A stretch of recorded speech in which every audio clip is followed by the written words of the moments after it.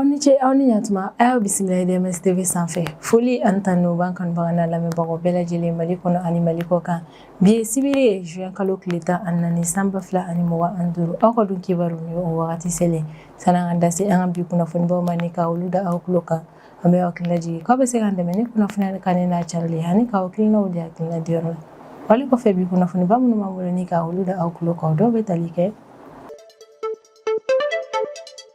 alamisa tɛmɛnen juin kalo tile 12 san 2025 an ka Mali finitigiw olu sera k'a banbaci wale maaba dɔ yɛrɛ kɔni bɔnɛ ani na o maaba in ti dɔwɛrɛ ale ye Atayi Agboulke ye ni ma kofɔlen min yɛrɛ kɔni ye Katiba Mema ni y'o banbaci wale jɛkulu dɔ ye ale ye olu ka maaba dɔ ye ni banbaci wale jɛkulu ye ni o ye Katiba Mema ma wɛrɛ kɔni olu fana ye banbaci wale jɛkulu ye minnu jɛɲɔgɔn ye Jini ma wɛrɛ kɔni a yirala k'a fɔ k'u ka ni maaba kofɔlen an ka Mali finitigiw olu kɔni sera ka o bɔnɛ ani na alamisa tɛmɛnen na juin kalo tile 12 san 2025 alamisa tɛmɛnen juin kalo tile 12 su ne ka don juma kɔnɔna na juin kalo tile 13 banbaci wale mɔgɔw olu nana ataki kɛ ni drone kamikaze dɔw ye ne ka ɲɛsin an ka Mali finitigiw ka formation militaire kɛyɔrɔ dɔ yɛrɛ kɔnɔ ma min bɛ Tibi mara kɔnɔna na yɔrɔ min bɛ tali kɛ San région de la banbaci wale mɔgɔw ka nin ataki kofɔlen yɛrɛ kɔni sen fɛ a yirala k'a fɔ k'an ka Mali finitigi minnu kun bɛ formation na Tibi mara kɔnɔna na olu ka cɛsiri a n'u ka baarakɛko ɲumanw kɛra sababu ye ni banbaci wale mɔgɔw ka nin ataki sen fɛ u kun bɛ fɛ ka walejugu minnu yɛrɛ kɔni ta ka ɲɛsin an ka Mali finitigiw ma o walejugu min yɛrɛ kɔni ma se ka lasabati an ka finitigiw ka cɛsiri baara sababuya la alamisa tɛmɛnen juin kalo tile 12 san 2025 cérémonie dɔ senfɛ min kun bɛ ka kɛ an ka école nationale de la police yɛrɛ kɔnɔna an ka Mali ministre de la sécurité et de la protection civile ni o ye général Daudu Ali Mohamedine yɛrɛ kɔni ale ye bolimafɛn kura 150 yɛrɛ kɔni tile di an ka police nationale ani gendarmerie nationale directeur généraux yɛrɛ kɔni ma k'aw mina kura nin yɛrɛ kɔni di an ka Mali force de défense et de sécurité ma walasa ka se ka u ka capacité yɛrɛ kɔni giriya kosɛbɛ u ka baaraw kɔnɔna na an ka Mali conseil national de transition ni o ye CNT olu ka séance plénière dɔ senfɛ min kɛra alamisa tɛmɛnen juin kalo tile 12 san 2025 CNT maaw u ye loi dɔ yɛrɛ kɔni adopté min bɛ tali kɛ CNT membre yɛrɛ kɔni ka indemnité ale ni u ka prime ko ta fanfɛla yɛrɛ de kɔni na u k'olu komi ka CNT maaw ye décision yɛrɛ kɔni ta ko min yɛrɛ kɔni u ka bolimafɛn ko prime yɛrɛ kɔni ko bɛna caman yɛrɛ kɔni bɔ o la alamisa tɛmɛnen juin kalo tile 12 san 2025 an ka Mali ijikɛla minnu yɛrɛ kɔni taara gouvernement ka sira fɛ olu yɛrɛ kɔni ka jɛkulu fɔlɔw seginna ka na an ka Mali jamana kɔnɔna nin don kofɔlen na o ko hukumu yɛrɛ de kɔni kan an ka Mali ministre min ka cakɛda yɛrɛ kɔni bɛnnen don diinɛ ko baaraw yɛrɛ kɔni ma ale taara aéroport yɛrɛ kɔni na ne ka taa an ka nin ijikɛla nin yɛrɛ kɔni kunbɛcogo ɲumanw na Israël ka lafasali ministre ni o tɔgɔ ye Israël Katz yɛrɛ kɔni ale laseli kɛ kunu juma juin kalo tile 13 san 2025 ko Israël ye attaque préventive kɛ ni ka ɲɛsin Iran yɛrɛ kɔni ma ko attaque in kɛra sababu ye ni ka Iran ale ka mɔgɔba dɔw yɛrɛ kɔni faga ni o dɔw ye Iran ka corps des gardiens de la révolution islamique olu yɛrɛ kɔni ka ɲɛma min yɛrɛ kɔni Israël ka ni attaque in a kɛra sababu ye ni ka ale yɛrɛ kɔni bɔnɛ ani na ni kunnafoni bani de bɛ an bolo kɔrɔ bi an bɛna minnu walawala aw ye bidon kibaru kɔnɔna na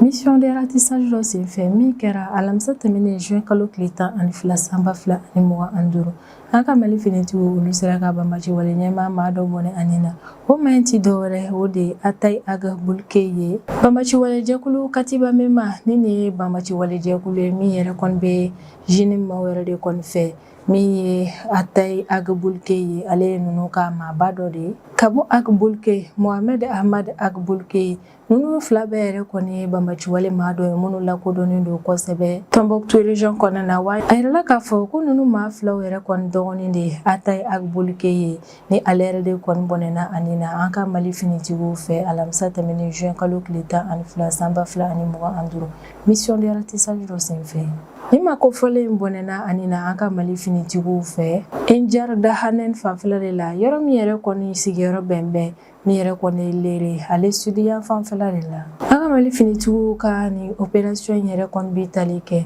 an ka Mali autorités ale ni finitigiw ka laɲiniba yɛrɛ kɔnɔna ni ka jamana fantan 4 bɛɛ lajɛlen yɛrɛ kɔni lakana o de kɔni senfɛ min ye mission de sécurisation fo ka taa se ratissage ma an ka Mali finitigiw olu bɛ ka o cɛ an ka jamana fantan 4 bɛɛ lajɛlen na état-major ka kuma kɔnɔna na a kɔni b'a yira k'a fɔ ko min an ka Mali finitigiw halisa olu cɛsirilen don banbaci wale maaw yɛrɛ kɔni bɔnɛni na u ni na walasa Mali jamana kɔnɔdenw bɛɛ lajɛlen n'u bololafɛnw ka se ka lakana jamana fantan 4 bɛɛ lajɛlen na alamisa tɛmɛnen juin kalo tile 12 su ne ka don juma kɔnɔna na juin kalo tile 13 san 2025 banbaci wale maaw olu taara attaque kɛ ne ka ɲɛsin an ka Mali finitigiw ma u ka formation kɛ yɔrɔ min yɛrɛ kɔni bɛ TV mara kɔnɔna na yɔrɔ min bɛ tali kɛ san région de la ko banbaci wale maa ninnu ye u ka ni attaque yɛrɛ kɔni kɛ ni drone kamikaze de ye o y'a kɛ ka ɲɛsin an ka Mali finitigiw yɛrɛ kɔni ka formation kɛyɔrɔ de ma ko nka tuguni an ka Mali finitigiw olu kɔni y'a yira an na k'a fɔ ko sanga ani wagati olu yɛrɛ kɔni pɛrɛnnen don kosɛbɛ ne ka banbaci wale maa ninnu kunbɛn u ka walejuguw yɛrɛ kɔni na jamana fantan 4 bɛɛ lajɛlen na wa banbaci wale maaw ka ni attaque in senfɛ an ka Mali finitigi minnu kun bɛ nin yɔrɔ kofɔlen in na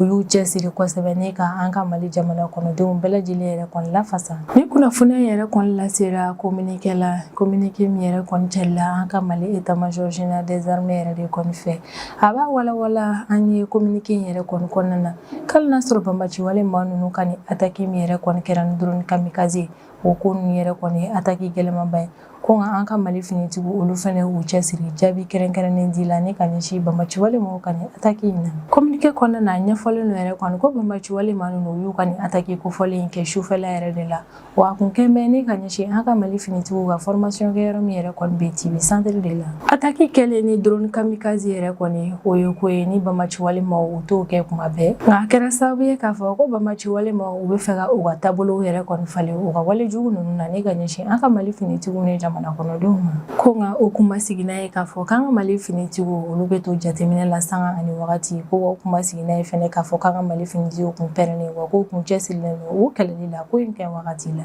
o de kɔni senfɛ kabini drone kamikaze attaque in yɛrɛ kɔni daminɛna an ka Mali finitigiw olu cɛsiri ka baara kɛ ni baara kɛko ɲuman yɛrɛ kɔni wale min kɛra sababu ye ni banbaci wale maaw ka ni attaque in ma se ka sebaya sɔrɔ an ka Mali finitigiw y'u cɛsiri menace min kun b'u kan o menace in yɛrɛ kɔni bɔ yen nɔ cogo min ka se ka nin zone kofɔlen yɛrɛ kɔni lakana sabati état-major ka kɔrɔfɔla communiqué in yɛrɛ kɔni kɔnɔna na ko attaque in yɛrɛ kɔni ko hukumu kɔnɔna na min ye tiɲɛni ye k'a kɛra maaw yɛrɛ kɔni bɔnɛni u ni na a kɛra tiɲɛni yɛrɛ kɔni ni ka don minɛnw na ko o yɛrɛ kɔni ma juguya kosɛbɛ wa a bɛ sinsin k'a ka communiqué kɔnɔna na ko ni attaque in yɛrɛ kɔni ma foyi bɔ an ka Mali finitigiw olu yɛrɛ kɔni ka cɛsiri baaraw la ko attaque in kɛra sababu de ni ka an ka Mali finitigiw ka dɔ fara olu ka cɛsiri an'u ka baara kɛko ɲuman yɛrɛ kɔni kan walasa ka se ka jamana ni jamana kɔnɔdenw bɛɛ lajɛlen yɛrɛ kɔni lafasa cogo min ye banbaci wale maaw ye olu ka kɛwalejugu min yɛrɛ kɔni kana se ka sebaya sɔrɔ maa si ka jamana fantan 4 bɛɛ lajɛlen na alamisa tɛmɛnen juin kalo tile 12 san 2025 ni an ka Mali force de défense et de sécurité maaw ye olu ka capacité yɛrɛ kɔni dɔ faral'o kan kosɛbɛ ni minɛnw yɛrɛ kɔni dili u ma cérémonie dɔ senfɛ min kɛra école nationale de police yɛrɛ kɔni na min ye an ka Mali ministre de la sécurité et de la protection civile ni ale tɔgɔ ye général Dawudu Ali Mohamedine ale ye bolimafɛn kurakura 150 a ye o tile yɛrɛ kɔni ta ne ka o di an ka Mali gendarmerie nationale ale ni police nationale directeur généraux ma ni mobili kurakura minnu yɛrɛ kɔni dira an ka jamana force de défense et de sécurité maaw yɛrɛ kɔni ma a yɛlɛ k'a fɔ ko mobili in sɔngɔ bɛɛ lajɛlen yɛrɛ kɔni bɔra an ka Mali trésor national de kɔnɔna na wa a kɛra sababu ye ne ka yira an bɛɛ lajɛlen na k'a fɔ ko min ye an ka frontière fanga ɲɛmaa maaw ye olu cɛsirilen don kosɛbɛ ni ka kɛlɛkɛminɛnw bɛɛ lajɛlen yɛrɛ kɔni di an ka Mali force de défense et de sécurité maaw ma walasa ka se ka u ka capacitéw yɛrɛ kɔni bonya cogo min menace min yɛrɛ kɔni bɛ an kan ni o ye banbaci wale kɛlɛli ye ka se k'a to an ka Mali finitigiw ka se ka o kɛlɛli baaraw kɛ ni kɛlɛkɛminɛn ɲumanw ye ministre de la sécurité et de la protection civile ni o ye général Dawudu Ali Mohamedine yɛrɛ kɔni ale ka kumaw kɔnɔna na a bɛ sinsin a kan ko banbaci wale maaw yɛrɛ kɔni kɛlɛli la minɛn minnu dilen filɛ nin ye an ka Mali force de défense et de sécurité maaw yɛrɛ kɔni ma u k'a dɔn k'a fɔ ko jɔdaba yɛrɛ kɔni bɛ nin minɛn ninnu na banbaci wale kɛlɛli la a bɛ tila ka hakilinajigi yɛrɛ kɔni kɛ ko min ye an ka Mali frontière fanga maaw yɛrɛ kɔni an ka Mali policiw yɛrɛ kɔni militariselen ko autorités u bɛ o ko in yɛrɛ kɔni jukɔrɔma dɔn ko yɛrɛ de kɔni na u nana ni minɛn kura nin yɛrɛ kɔni di min ye an ka force de défense et de sécurité mɔgɔw yɛrɛ kɔni ma walasa ka se ka u dɛmɛ u ka banbaci wale kɛlɛli baaraw la. Minisiri bɛ tila ka furancɛ fanga ɲɛma a ka cikan dɔ yɛrɛ kɔni lase an ka Mali force de défense et de sécurité mɔgɔw yɛrɛ kɔni ma ko furancɛ fanga ɲɛma n'o ye son excellence le général d'armée Assimi Goïta ye ko ka laɲini dɔ yɛrɛ de kɔni ye min ye an ka Mali force de défense et de sécurité mɔgɔw ye ka u ka condition de vie fo ka taa se u ka condition de travail yɛrɛ kɔni ma ka se ka o ko ninnu yɛrɛ kɔni améliorer don n'a nataw la. Kumakuncɛ kuma na général Dawuda Ali Mohamedine yɛrɛ kɔni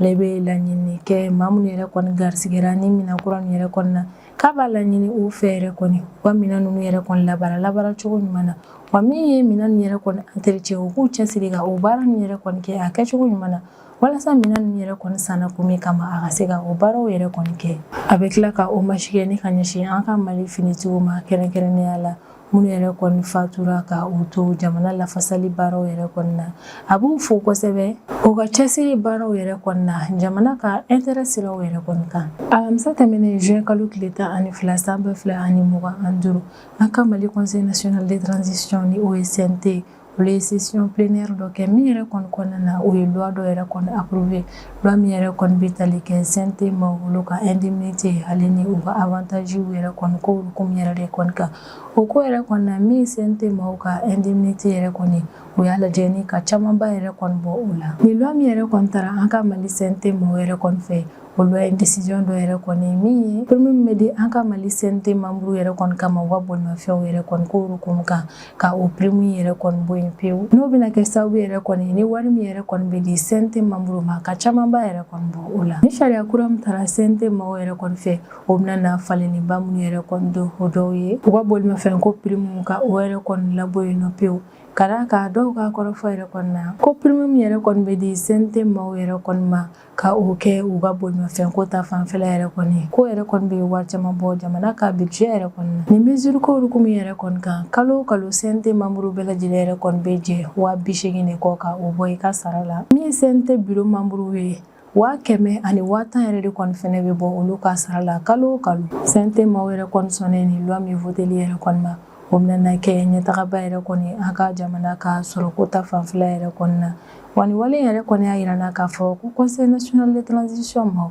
olu cɛsirilen don kosɛbɛ an ka jamana ka sɔrɔko yɛrɛ kɔni ka o don ba la yɛrɛ kɔni na o yɛrɛ kɔni kɛra sababu ye u y'a yira k'a fɔ ko avantage caman yɛrɛ kɔni bɛ min bɛ di u ma ko bɛna jɛ u ka o avantage ninnu kɔ walasa min an ka jamana ka sɔrɔko halisa o ka se ka yiriwa.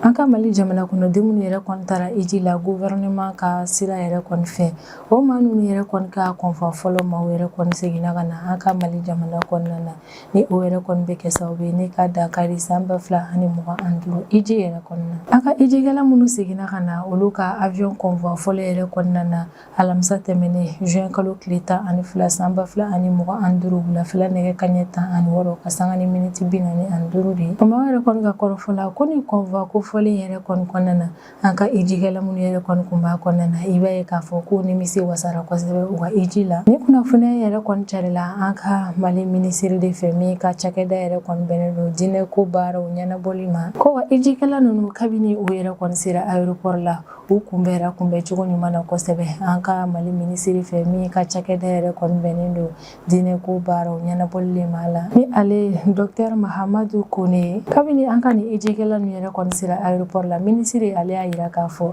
k'a kɛlen ka maa ninnu yɛrɛ kɔni ye k'a sɔrɔ u ka kɛnɛ u ni na yɛrɛ kɔni k'o kɛra sababu ye ni ka ale la nisɔndiya kosɛbɛ wa ministre bɛ laseli kɛ ko dɔgɔkun nata in na halisa an ka Mali hijikɛla minnu yɛrɛ kɔni taara gouvernement k'a bolo fɛ ko olu yɛrɛ kɔni bɛ nalen o wagati ninnu na a kɔrɔfɔ la ko n'Ala sɔnna ma dɔgɔkun kelen kɔnɔna na an ka Mali hijikɛla fɛn fɛn taara gouvernement maaw ka bolo kan k'o bɛɛ lajɛlen bɛ segin ka na jamana kɔnɔna na nin yɔrɔ in na an bɛ dugawu yɛrɛ kɔni kɛ an ka hijikɛla ninnu yɛrɛ kɔni Ala ka bateau bɛɛ lajɛlen yɛrɛ kɔni minɛ. Sisan an bɛ tɛmɛ n'an ka jamana kɔfɛ kibaruyaw ye o kɔnɔna na an bɛ taa Iran jamana kɔnɔna na. Kunu juma juin kalo tile 13 san 2025 Israël ka lafasali ministre ni o ye Israël 4 yɛrɛ kɔni ale laseli kɛ ko Israël ale kɔni attaque kɛ ni ka ɲɛsin Iran ma. Israël ka force défensive ma olu y'a cɛntigiya k'a fɔ k'u bɛna attaque minnu kɛ ni ka ɲɛsin Iran yɛrɛ kɔni ma ko attaque phase fɔlɔ k'u kɔni tilala o baaraw la ko attaque phase fɔlɔ baara ko hukumu yɛrɛ kɔni kɔnɔna na u ye attaque kɛ ni ka ɲɛsin Iran ale ka finitigi sigiyɔrɔ 10 ani kɔ yɛrɛ de kɔni ma ko o ye attaque kɛ ni ka ɲɛsin yɔrɔ mun yɛrɛ kɔni ma Iran ale bɛ nucléaire yɛrɛ kɔni dilan yɔrɔ mun na a ka jamana zone caman kɔnɔna na ko Israël ka attaque ninnu sera o yɔrɔ dɔw fɛnɛ ma Iran ka maaw yɛrɛ kɔni ye laseli kɛ ko Iran ka corps des gardiens de la révolution islamique olu ka ɲɛmaa ni o ye Hossein Salami ye Katam Al-Anbiya quartier olu yɛrɛ kɔni ka commandant ni o ye Golam Ali Rashid yɛrɛ kɔni ko nin maa fila nin bɛɛ lajɛlen yɛrɛ kɔni fagara ko sabu kɛ Israël ale ka nin attaque yɛrɛ kɔni ye ne ka ɲɛsin Iran ma ko Iran ka jamana kɔnɔna na maa minnu yɛrɛ kɔni bɛ nucléaire dilan baaraw yɛrɛ kɔni dɔn kosɛbɛ Israël ka nin farapu in kɛra sababu ye ne ka maa fila faga o la ni olu ye Mohammad Mehdi Teranchi ale ni Fereidun Abbasi yɛrɛ kɔni ko Israël ale ni attaque min kɛ ne ka ɲɛsin Iran ma o kɛra sababu ye ne ka Iran ale ka ni nucléaire dilanni dɔnnaba maa fila ninnu fɛnɛ bɔnɛ o ni na Benjamin Netanyahu ni ale ye Israël ka premier ministre ye Israël ka nin attaque in kɔfɛ a bɛ jakumata dɔ yɛrɛ kɔni kɛ jakumata min kɔnɔna na a y'a yira k'a fɔ k'olu bɛ ka nin attaque minnu yɛrɛ kɔni kɛ ne ka ɲɛsin Iran ma ko attaque in kɛ kun de ye ka farapu kɛ ne ka ɲɛsin Iran ale ka nucléaire dilan yɔrɔw ma attaque in kɔnɔna na u bɛ fɛ ka fɛn minnu fɛnɛ kɛ o dɔw ye Iran ka usine balistique ka farapu kɛ ka ɲɛsin olu bɛɛ lajɛlen ma fo ka taa se Iran ka capacité militaire ma ka fɛɛrɛ bɛɛ lajɛlen yɛrɛ kɔni latigɛ ka dɔ bɔ olu la kosɛbɛ ko bɛɛ lajɛlen k'a dɔn k'a fɔ olu filɛ nin ye ka nin farapu minnu yɛrɛ kɔni kɛ ne ka ɲɛsin Iran yɛrɛ kɔni ma ko farapu nin bɛ continuer wa a bɛ continuer fo ka taa fɔ ni u ka laɲiniw bɛɛ lajɛlen yɛrɛ kɔni sabatira ni o de ye ka dɔ bɔ Iran ale ka capacité militaire la ka Iran ka nucléaire dilan yɔrɔ ka tiɲɛni don u la fo ka taa se u ka usine balistique ma ka tiɲɛni don olu bɛɛ lajɛlen na ko n'o kɛra tuma min na de u bɛ sɔrɔ ka dabila Iran ka kunnafonidilaw kɔni y'a yira k'a fɔ ko explosion caman yɛrɛ kɔni kɛra Iran faaba la ni o ye Teheran ye Natanz Kondab fo ka taa se Korama Badi yɛrɛ kɔni ma ko explosion yɛrɛ kɔni yera nin yɔrɔ kofɔlen ninnu bɛɛ lajɛlen na o y'a yira k'a fɔ ko explosion in kɛra sababu ye ni ka maa caman bɔnɛ a nin na o maa bɔnɛnen u nin na musow ale ni denmisɛnninw b'o la ka d'a kan explosion dɔ taara i yɛrɛ sɔrɔ Teheran yɔrɔ dɔ la yɔrɔ min yɛrɛ kɔni na immeuble résidentiel dɔ yɛrɛ de kɔni kun bɛ o yɔrɔ kofɔlen in na Israël ka nin attaque yɛrɛ kɔni kɔfɛ Iran ale ni Israël jamana fila nin bɛɛ lajɛlen u ka sanfɛlaw yɛrɛ kɔni datugu wa Israël kabini u ye attaque kɛ ne ka ɲɛsin Iran yɛrɛ kɔni ma Israël ka autorité yɛrɛ kɔni ye déclaration yɛrɛ kɔni kɛ ko état d'urgence o kɔni bɛ Israël fantan a naani bɛɛ lajɛlen na communiqué dɔ yɛrɛ kɔni na États-Unis ka secrétaire d'État ni o ye Marco Rubio yɛrɛ kɔni ale y'a yira k'a fɔ ko Israël filɛ ne ka nin attaque min kɛ ka ɲɛsin Iran yɛrɛ kɔni ma ko min yɛrɛ kɔni États-Unis ye ale sen ma don o la wa a ma dɛmɛ foyi kɛ ne ka di Israël ma walasa a ka nin attaque in kɛ ne ka ɲɛsin Iran ma wa a y'a yira k'a fɔ ko Israël ale kun ye États-Unis yɛrɛ kɔni lakunnafoniya k'a bɛna nin frappe minnu yɛrɛ kɔni kɛ ne ka ɲɛsin Iran yɛrɛ kɔni ma ko Israël ka kɔrɔfɔla k'a kan o frappe in kɛ walasa ka se ka a yɛrɛ lafasa alamisa tɛmɛnen juin kalo tile 12 san 2025 Donald Trump n'ale États-Unis jamana ɲɛmaa ye ale ye kangarida yɛrɛ kɔni kɛ ko kɛlɛba yɛrɛ kɔni kana na wuli Moyen-Orient fanfɛla la Donald Trump ka kɔrɔfɔla k'ale bɛ fɛ bɛnkan sɛbɛn yɛrɛ kɔni ka tɛmɛ ale ni Iran ni ɲɔgɔn cɛla la ko wa États-Unis ni Iran min yɛrɛ kɔni bɛnkan sɔrɔlen u ni ɲɔgɔn cɛ la ko u ni o ka surun ko en tant que ale yɛrɛ kɔni bolo ani Iran bɛ se ka bɛnkan yɛrɛ kɔni sɔrɔ ale tɛna na Israël yɛrɛ kɔni bila o ka attaque kɛ ni ka ɲɛsin Iran yɛrɛ kɔni ma ka da kan ale b'a dɔn n'ale ye o wale yɛrɛ kɔni kɛ dɔrɔn bɛnkan min yɛrɛ kɔni bɛna na sɔrɔ ale ni Iran ni ɲɔgɔn cɛ la o ko bɛɛ lajɛlen yɛrɛ kɔni bɛ tiɲɛ de nka min yɛrɛ kɔni Israël ye kunu juma juin kalo tile 13 san 2025 ale kɔni ye attaque kɛ ne ka ɲɛsin Iran yɛrɛ kɔni ma nka min yɛrɛ kɔni ye États-Unis ka secrétaire d'État ye ni o ye Marco Rubio ale bɔra ka ko in lajɛ a y'a yira k'a fɔ ko États-Unis ma Israël dɛmɛ wa a m'a fɔ Israël ye k'a ka nin attaque in kɛ ne ka ɲɛsin Iran yɛrɛ kɔni ma ni bɛ dan sigi an ka bidon kibaru la an b'an kanubaga n'a lamɛnbagaw bɛɛ lajɛlen fo Mali kɔnɔ ani Mali kɔ kan an bɛ aw hakilina jigin k'aw bɛ se k'an dɛmɛ ni kunnafoniya ni kanni n'a carili ani k'aw hakilinaw di hakilina jɔyɔrɔ la wale kɔfɛ an b'a fɔ ɲɛna ko aw kan bɛn a ɲɔgɔnna wɛrɛ ma